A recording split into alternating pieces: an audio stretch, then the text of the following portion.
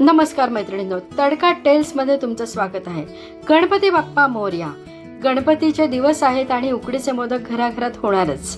ह्या उकडीच्या मोदकांसाठी जे काही साहित्य लागतं ते सगळं साहित्य आपण आज तडका टेल्सच्या माध्यमातून सविस्तर जाणून घेणार आहोत. चला तर मग.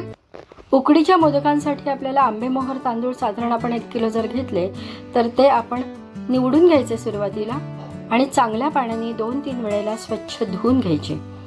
धुतल्यानंतर ते निथळत ठेवायचे आणि निथळले की ते आपण सावलीमध्येच वाळवायचे आहेत.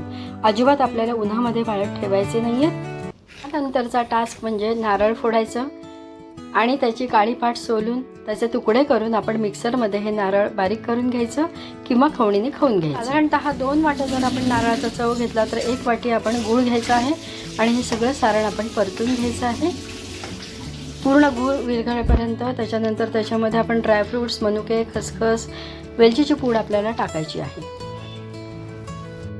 2 वाट्या तांदळाची पिठी आपल्याला घ्यायची आहे. त्याच्यानंतर तेवढंच आपल्याला अर्धा पाणी करून घ्यायचं आहे. तूप लागणार आहे आपल्याला त्याच्यात टाकायला. केशर लागणार आहे, पण ते मोदक झाल्यानंतर वरती लावायला आणि चवीप्रमाणे मीठ.